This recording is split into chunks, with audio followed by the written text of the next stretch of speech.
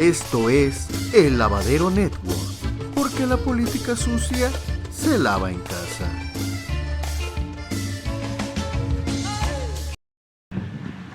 Buenos días, señor presidente. Preguntarle de esta contratación que se va a hacer de 500 médicos cubanos, ¿cuándo van a empezar a trabajar y en qué estados van a empezar a laborar? Y sobre todo el sueldo, porque ha habido muchas críticas de algunos colegios y federaciones de médicos que están en contra de esta medida. Eso también, con todo respeto, ayuda mucho a entender el pensamiento conservador. Yo ofrezco disculpa por la manera en que respondo, pero si lo hago con mucha sutileza, no se entiende. Y tenemos que ser muy claros, porque una de las cosas que ha caracterizado al régimen de corrupción ha sido la simulación. Y como que ya es tiempo de definiciones, de hablar con claridad. ¿Cómo le llamaban a las privatizaciones? Les llamaban desincorporaciones, los eufemismos, a no llamar a las cosas por su nombre. Entonces, el caso de estos médicos, que respeto mucho, es parte de ese pensamiento conservador. Llegó a expresarse en extremo de que estaba mal que se quitaran los exámenes de admisión.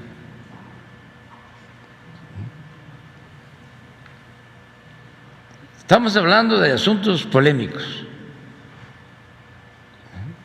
que por qué quitar los exámenes de admisión.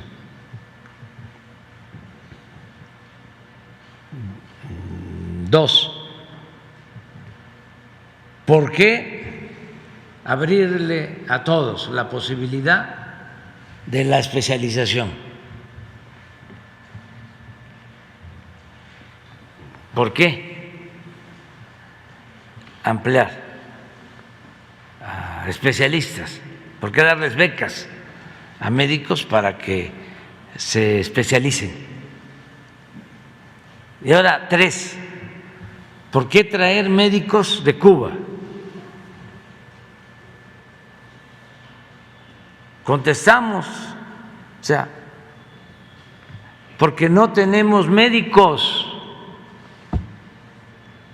porque el sistema de corrupción que defendieron esos médicos que firman esos documentos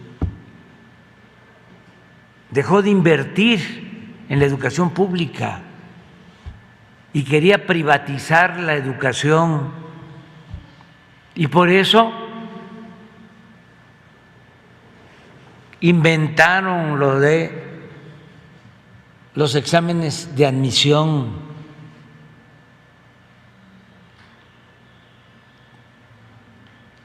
No para que solo entraran los que pasaran el examen, sino para que entraran solo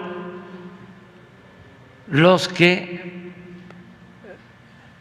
tenían cupo, o para llenar el cupo disponible, que cada vez era más reducido, porque pasaban el examen todos, casi todos, nada más que hacían 125 preguntas en medicina y aceptaban a los que contestaban bien 123, a los que contestaban bien 122, que fallaban en 3 ya no entraban.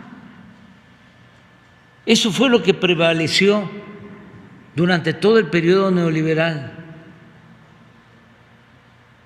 ¿Y cuál es el resultado?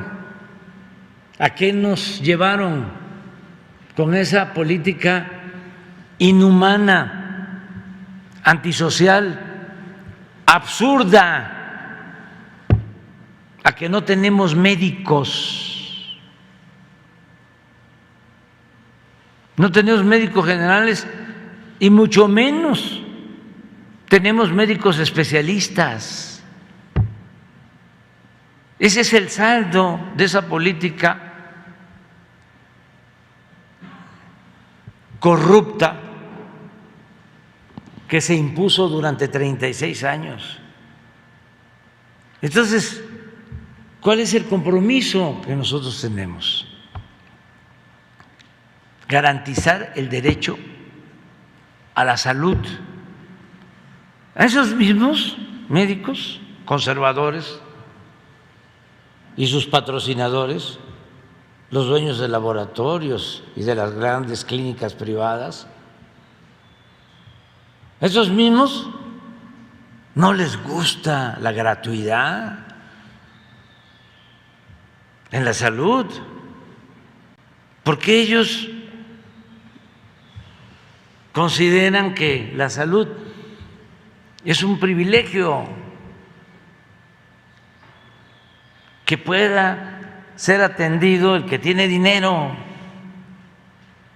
para pagar un hospital, para pagar las medicinas, los estudios clínicos. Y no, la salud es un derecho. Entonces, ¿cuánto van a ganar los médicos cubanos? Lo mismo que ganan los médicos mexicanos. Y lo primero es convocar a todos los médicos de México, pero lo tenemos analizado y no tenemos especialistas para ir a trabajar en hospitales en las zonas más pobres, más apartadas. No hay pediatras. Cuando empecé el gobierno, hice un recorrido por los 80 hospitales del IMSS Bienestar, que eran y siguen siendo de lo mejor. Me acuerdo que fui a los 3 hospitales del IMSS Bienestar de Yucatán. En ninguno de los 3 había pediatra.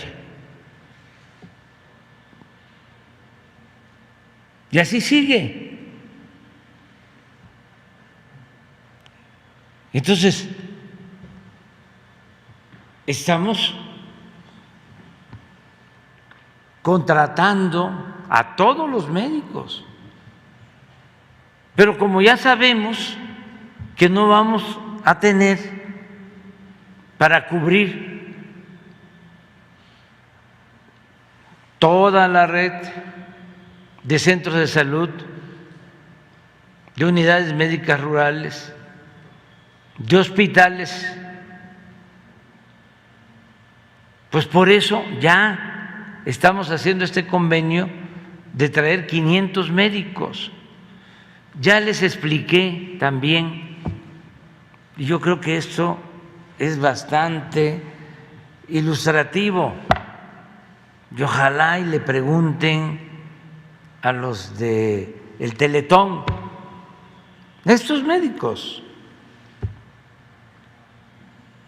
los del Teletón con sus colectas han logrado hacer centros para atender a niñas, a niños con discapacidad, para terapias, una muy buena labor, independientemente si nos gusta, no nos gusta, de dónde vienen los recursos, es algo importantísimo, muy humano, porque hay quienes nacen con una discapacidad menor y si tienen la posibilidad de ser atendidos, pueden salir adelante. Si no tienen quien les dé una terapia, quien los atienda, esa discapacidad menor se convierte en una discapacidad grave y la mayoría de la gente no tiene recursos para eso. Bueno, a pesar de la gran labor que hacen, se quedaron sin recursos porque tienen las instalaciones, pero falta la operación de esos centros, como todo.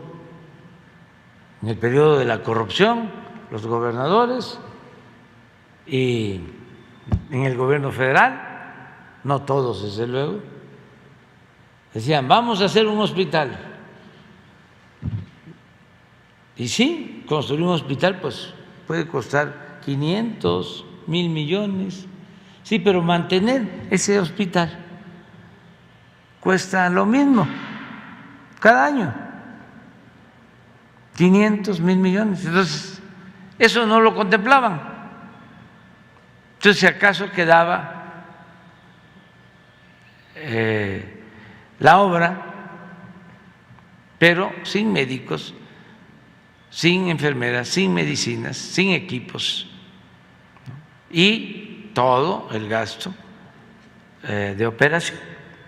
Ajá, presidente, Entonces, pero permíteme, es que es muy interesante esto, porque es mucha irracionalidad, es mucho egoísmo, ¿sí? Es una actitud muy retrógrada de estos señores. Llegamos a un acuerdo con el Teletón para que niños pobres puedan atenderse y es el único organismo de la llamada sociedad civil que recibe un apoyo del gobierno para que se atienda a 20,000 niñas y niños con discapacidad en los centros. Y esto les ayuda para que esos centros no estén subutilizados. Entonces, como cada año hacen un nuevo centro, de manera muy amable, vienen a verme y me dicen dónde quiere que hagamos el nuevo centro. Y le digo, en Tlapa, Guerrero, en la montaña. Y me responden al paso del tiempo que no podían, porque no hay especialistas que quieran irse a vivir y a trabajar a Tlapa. Entonces, les dije, ¿y si yo les consigo los especialistas? Ah, entonces sí. Fue bueno el arreglo porque el centro nuevo lo van a hacer en Sinaloa y de todas maneras vamos a hacer el centro de terapia para niñas, niños con discapacidad en Tlapa, en la montaña de Guerrero, que es la zona más pobre del país. Bueno, nada más que los especialistas van a ser de Cuba. Ahora que fui a Cuba, se lo planteé al presidente Díaz-Canel. Le digo, quiero algo en especial de los médicos que van a ir, quiero especialistas para la atención al centro de terapia para niñas, niños con discapacidad. Presidente, me presento, soy Noemí Gutiérrez de Reporte Índigo. Nada más si nos puede detallar los estados en donde van a trabajar los médicos cubanos y en este caso de Guerrero, ¿qué número de médicos van a ir ahí? No y ya sabemos. Aprovechando que está el secretario de Hacienda, ¿cuánto se va a destinar para esta contratación y también para la compra de las vacunas para niños que había comentado? Sí, todavía no sabemos. Todavía no sabemos cuántos, pero en general son 500. Pero ya Reporte Índigo, ¿no? O sea, campaña en contra de los médicos de Cuba. ¿Cómo se llama la señora del Colegio de México y del ITAM? Denise Dresser, ¿sí? Y hablando de que son esclavos los médicos. Creo que también Jorge Ramos. O sea, y la verdad, Ramón Alberto igual. No trabaja en Reporte Índigo. Bueno, pero es una forma de pensamiento. Siempre les digo que no es 1, 2, 3, son millones los que tienen esa manera de pensar, que yo respeto mucho, pero no la comparto. No la comparto, o sea, porque la considero retrógrada, inhumana, falsa, hipócrita. Presidente, no sé si nos puede precisar la fecha en que van a comenzar a trabajar los médicos cubanos en México. Todavía no tenemos la información, pero se la hacemos llegar. Es que todavía no han llegado. Y también preguntarle sobre el caso de Cuba. Cuando fue a la gira a Centroamérica, en El Salvador, Guatemala, Honduras y Belice, se hicieron públicos todos los acuerdos que tuvo con esos países, con Sembrando Vida. Sin embargo, en el caso de Cuba, no se ha dado a conocer cuál es el acuerdo en materia de salud, sobre todo en el caso de las vacunas. ¿Cuándo será público? Pues ahora, sí, hoy te entregamos. Se informó, pero te lo entregamos hoy. Nosotros no tenemos nada que ocultar.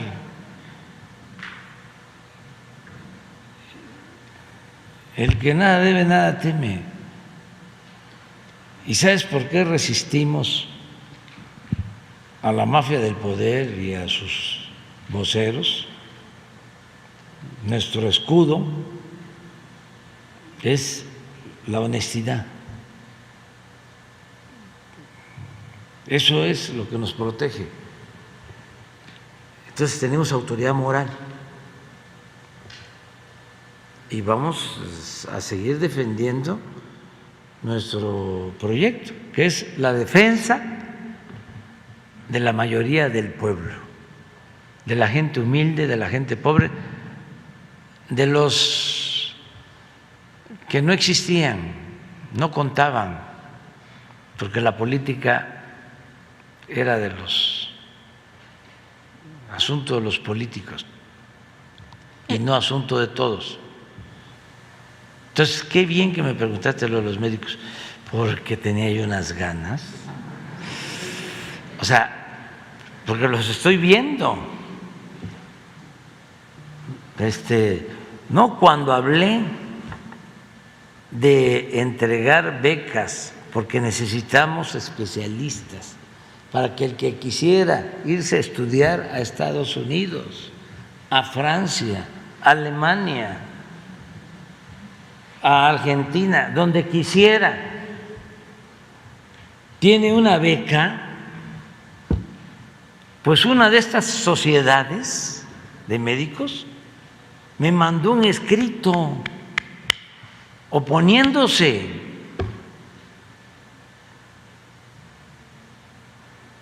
Claro, no puedo generalizar, más cuando los médicos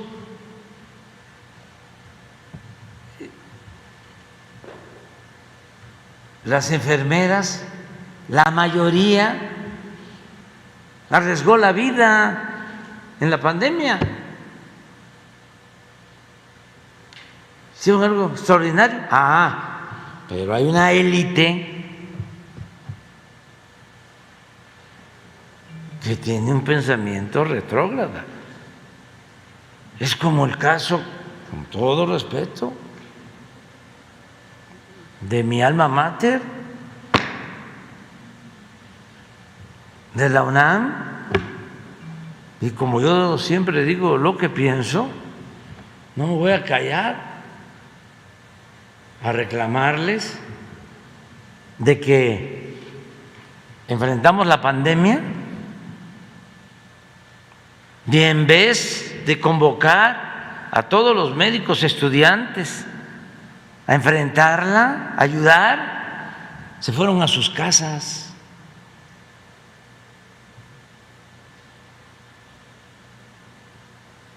Eso no deben hacer las universidades, ni públicas ni privadas, pero mucho menos las públicas y mucho menos la UNAM. Pero entiendo, Porfirio Díaz tardó 34 años y costó, bueno, el golpe de estado de Huerta, tenía el control de toda la intelectualidad, el control de todos los medios de información, costó el asesinato del apóstol de la democracia. Bueno, 1 millón de mexicanos que perdieron la vida, pero se transformó el país y ahora se está transformando y vamos a seguir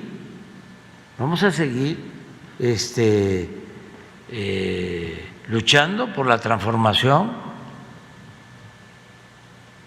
y con la polémica, con el diálogo. ¿Tendría trabajo aquí? Claro. Que hay médicos sin trabajo aquí en el país. Porque no quieren asistir. Están las convocatorias abiertas. Nos faltan médicos.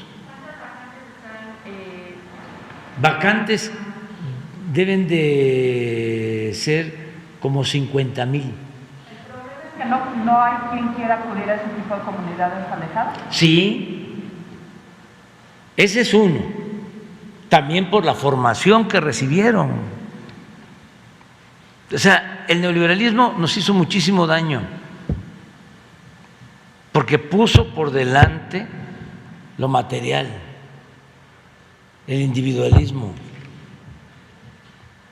Antes, cuando menos se decía que había en el servidor público emoción social. Todo se acabó. No hay mística, no hay principios.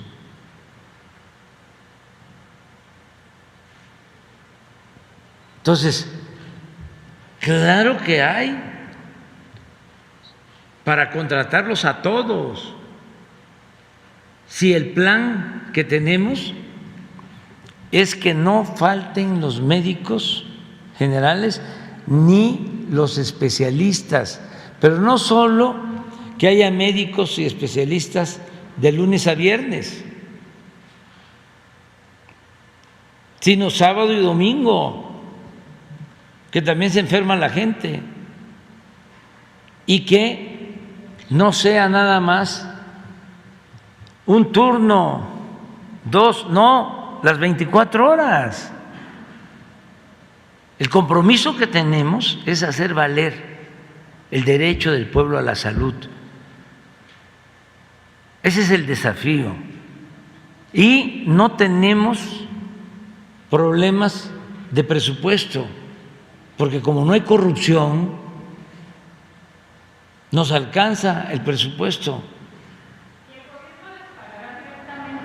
El gobierno les va a pagar y no solo les va a pagar el gobierno y les va a pagar bien, sino que se van a entregar todas las medicinas de manera gratuita, todos los estudios clínicos.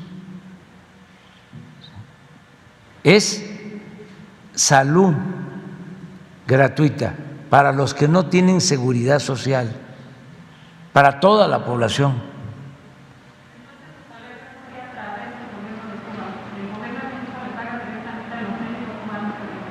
Eso es otro asunto, ese es un contrato, porque también los que están en contra del gobierno de Cuba lo que dicen es que se hace un contrato, se le paga al gobierno de Cuba y el gobierno de Cuba le hace un descuento a los médicos. Nosotros no tenemos por qué meternos en eso. Nosotros agradecemos al gobierno de Cuba y le agradecemos a los médicos de Cuba, que son bienvenidos porque vienen a ayudarnos. ¿Cuántos especialistas ha formado la 4T, señor presidente? ¿Y podrían mañana los especialistas de la salud presentar un reporte? Mañana podríamos hablar de eso. ¿Cómo ha funcionado este plan de becas? Sí, ¿Cuál es el sí, plan que sí. podrían explicarlo? Sí, ¿El sí. médico? Sí, y toda la información sobre esto, porque ya, como ya abusan, o sea, están completamente en campaña de desinformación. No sabía yo que Ramón Alberto ya no estaba en No, ya tiene tiempo que el no está reporte ahí. Índigo. Presidente, y aprovechando una segunda pregunta, nada más si nos puede precisar si ya empezaron los días.